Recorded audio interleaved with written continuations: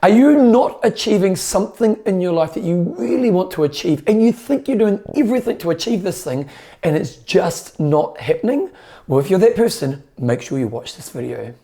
So a few years ago, I was mentoring this lady who was a real career-based woman, and she was very ambitious in her career, and she wanted to get to the next level in her career, and she'd actually tried quite a few times to get that next level opportunity. For example, I think she'd gone for over 20 jobs at that next level. And the most frustrating thing for her was she always came down to the last 3 people getting the job, but she never got the job across the line.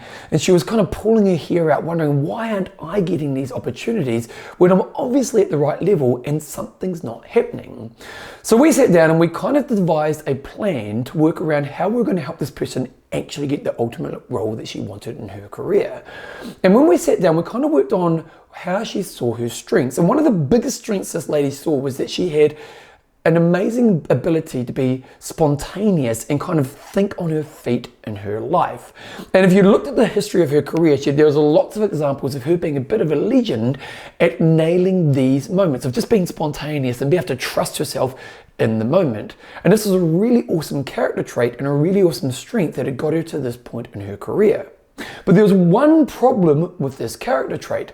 Because she was so good at kind of trusting herself in the moment and seeing this as being spontaneous, she often do a level of prep that made her the next level in her life. So she wasn't actually that good at doing the before work, like doing the prep that was going to set her up for success. And when I challenged her, I kind of said to her, well, why aren't you doing the prep when it's coming for you doing these like job applications or this job audition kind of process that she was going through? She goes, well, I'm really good at being spontaneous, and in the interviews I'm finding that I'm kind of doing things that are getting me to a level that I'm happy with in the interviews. But the problem was she wasn't getting the job. And I said, well, why don't we just try you doing a lot more prep before you actually go to the interview? So you're going to spend a lot more time before you go to the interview, and that may be able to get you across the line. And she said something that was really interesting. She said, Bevan, but if I prep a lot, I'll lose that spontaneous side of myself. So I'm worried that if I do something that doesn't feel natural to me, I'll actually lose the strength that I'm good at. And because she had kind of gone for 20 jobs, I said, well, let's try and see if you do more prep, what will happen. Well, we devised a plan. Another job came up in the next period of time. And we devised a plan of the prep that she was going to do for this job. And the prep was probably about a good 5 to 10 hours of prep before the job interview in that case. She went away and she gets the first job she got once she'd done her prep. And she came back to me afterwards and she said, Bevan, this is a really interesting moment in my life because I've always seen my spontaneity as being a real strength of mine. And in some ways it's allowed me to neglect having to put work in because spontaneity has often worked for me. And my fear was that if I did the prep, I would actually lose that skill that I had. But she said, what was really interesting in this process of doing more prep beforehand was actually my spontaneity shined through, but I had a much deeper level of understanding going into that moment. So I was much better prepared, but also my other strengths shine through as well.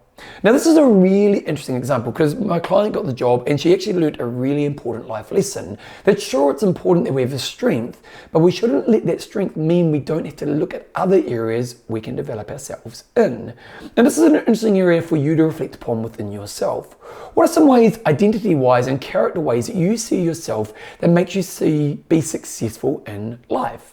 One of mine is that I'm a hard worker. I see myself as a hard-working person, and it's a great character trait to have about myself. But sometimes being hard-working means that I don't necessarily take a step back and develop a better plan before I actually start working. Like I'm quite happy to get into the work without doing the overall thinking beforehand. What is it for you? What are the character traits or the identity that you see about yourself that you see as really strong, but actually makes you neglect other areas of your plan when it comes to you achieving higher level things in your life? And if you can understand what these are, the strengths and the neglected area, how can you start to put some energy into the neglected area so you become overall better at moving towards and achieving the things that you want to achieve? It's a really interesting question to explore. And once you explore that question, actually put the time into the area where you are neglecting. If we think back to my client, what I did with her is I made her spend time on the neglected area, and then she actually went on to achieve the thing that she wanted to achieve and took a life lesson that was really powerful that I'm sure she's using to this day in her life.